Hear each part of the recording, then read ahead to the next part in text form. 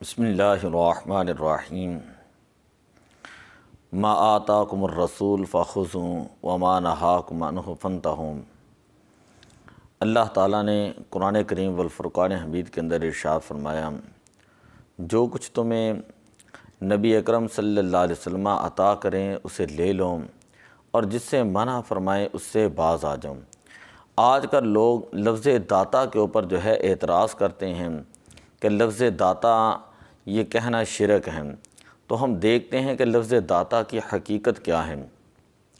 لفظ داتا جو ہے نہ قرآن پاک کے اندر موجود ہے صریح، نہ حدیث پاک کے اندر موجود ہے، نہ ہی یہ کوئی فارسی کا لفظ ہے، بلکہ یہ ہندی زبان کا لفظ ہے جس کا معنی ہوتا ہے دینے والا۔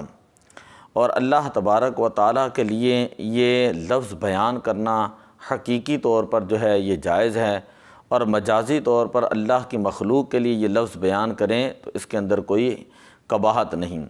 ایک ہے اللہ کا نام لفظ اللہ، وہ اللہ تعالیٰ کا ذاتی نام ہے۔ لفظ اللہ کے علاوہ 99 اسماء وہ ہیں جن کے بارے میں حدیث میں آتا ہے جو ان کو یاد کرتا ہے کل قیامت والے دن وہ جنت میں جائے گا۔ ان اسماء میں ایک ہوتا ہے علی، رحیم، کریم۔ تو باقی جتنے اسماء ہیں لفظ اللہ کے علاوہ، باقی جتنے اسماء ہیں وہ سارے کے سارے صفاتی نام ہیں۔ لفظ اللہ ذاتی نام ہے۔ لفظ اللہ کے ساتھ ہم غیر اللہ کو نہیں پکار سکتے ہیں، جیسے ہی پکاریں گے وہ شرک ہوگا۔ جبکہ لفظ اللہ کے علاوہ باقی جتنے اسماء ہیں وہ ہم مجازی طور کے اوپر جو ہے وہ غیر اللہ کے لیے استعمال کر سکتے ہیں، اور یہ چیز قرآن پاک کے اندر بھی اللہ تعالیٰ نے بیان فرمائی۔ جب حضرت یوسف علیہ السلام آپ قید کے اندر تشریف لے کر گئے، آپ کے ساتھ 2 قیدی بھی تھے، ان میں سے ایک قیدی جو تھا اس نے خواب سنائی کہ میں شراب نچوڑ رہا ہوں۔ تو حضرت یوسف علیہ السلام نے تعبیر بتائی کہ اس کا مطلب یہ ہے وَيَسْقِي رَبَّهُ خَمْرًا، کہ یہ اپنے بادشاہ کے لیے شراب نچوڑے گا، اپنے بادشاہ کو شراب پلائے گا۔ اب حضرت یوسف علیہ السلام اللہ کے پیغمبر نبی ہیں، اور اس کے باوجود آپ نے بادشاہ مصر کے لیے جو لفظ بیان کیا وہ رب کا لفظ بیان کیا ہے، اور یہ بطور مجاز بیان کیا۔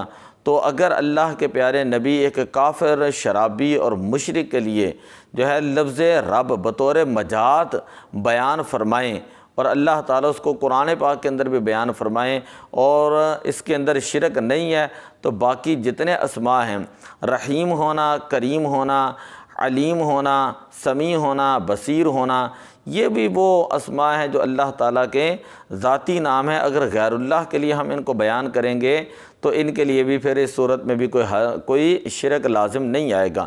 مثال کے طور پہ اللہ کا ایک نام ہے رحیم۔ اللہ تعالیٰ نے قرآن پاک کے اندر بیان فرمایا ان ربک لہو العزیز الرحیم، تمہارا رب جو ہے وہ بہت زیادہ عزیز اور رحیم ہے۔ تو اللہ تعالیٰ نے یہی جو ہے صفت جو ہے اپنے پیارے نبی کے لیے بیان فرمائی، لقد جاءکم رسول من انفسکم عزیز علیہ ما عنتم حریص علیکم بالمؤمنین رؤوف الرحیم۔ اسی طرح اللہ تعالیٰ کا ایک نام ہے رؤوف۔ اللہ تعالیٰ نے قرآن پاک کے اندر جو ہے بیان فرمایا ان ربک لرؤوف الرحیم، بے شک تمہارا رب جو ہے وہ رؤوف ہے اور رحیم ہے۔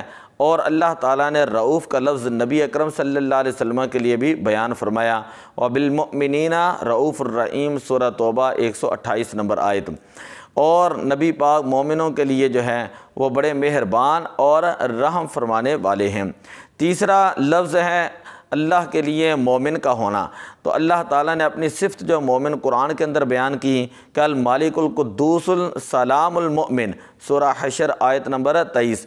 اور یہی صفت جو ہے اللہ تعالیٰ نے اپنے بندوں کے لیے بھی بیان فرمائی کہ الذین یقیمون الصلاۃ ومما رزقناہم ینفقون اولئک هم المؤمنون حقا۔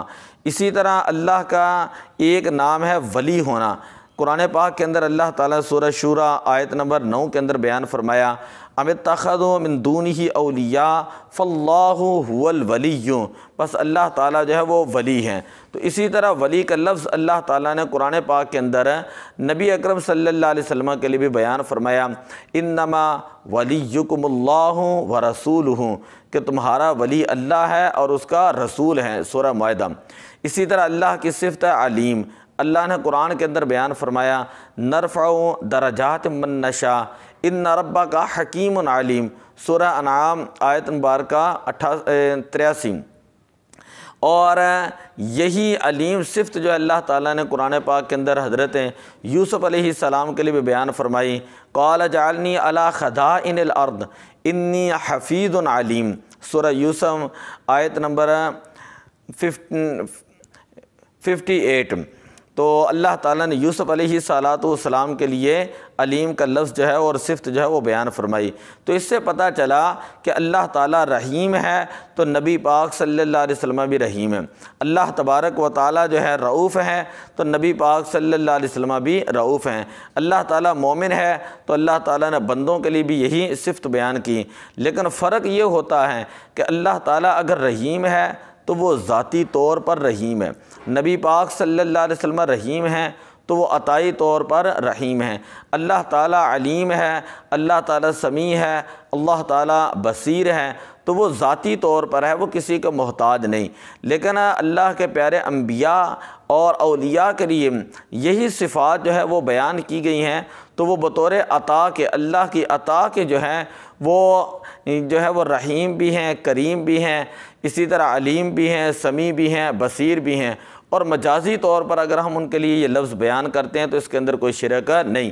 قرآن پاک کے اندر اللہ تعالیٰ نے فرمایا الحمدللہ رب العالمین، تمام تعریفیں اللہ کے لیے ہیں جو ساری کائنات کا پالنے والا ہے۔ تو یہ رب کا لفظ اللہ تعالیٰ کی ایک صفت ہے جس کا معنی ہوتا ہے پالنے والا۔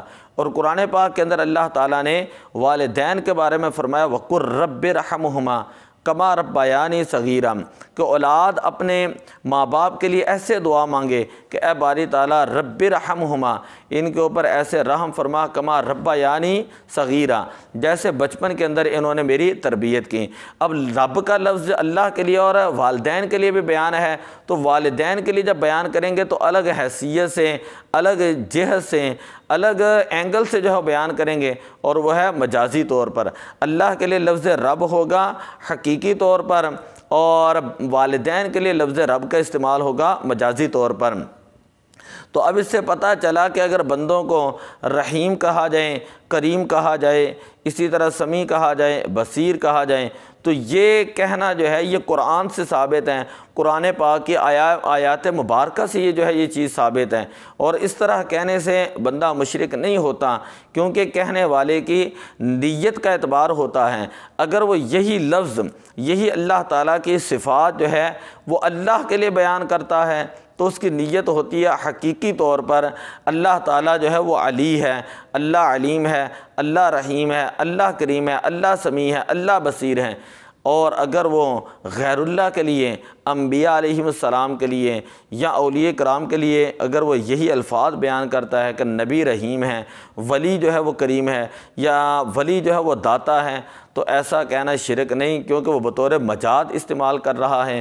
اور مجازی طور پر استعمال کرنا اگر شرک ہوتا تو قرآن پاک کے اندر اللہ تبارک و تعالیٰ اپنے بندوں کے لیے کبھی بھی رب کی صفت رحیم، کریم اور علیم اور بصیر کی صفت جو ہے اللہ تعالیٰ قرآن پاک کے اندر بھی بیان نہ فرماتا۔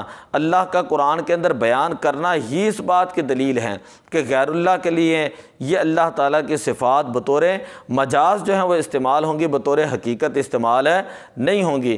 تو یہ قاعدہ کلیہ اگر ہم یاد رکھ لیں کہ اللہ تعالیٰ کی صفات اللہ کے لیے حقیقی ہیں اور اللہ کے بندوں کے لیے مجازی ہیں، تو پھر تو کسی قسم کا جو ہے وہ اعتراض رہتا ہی نہیں۔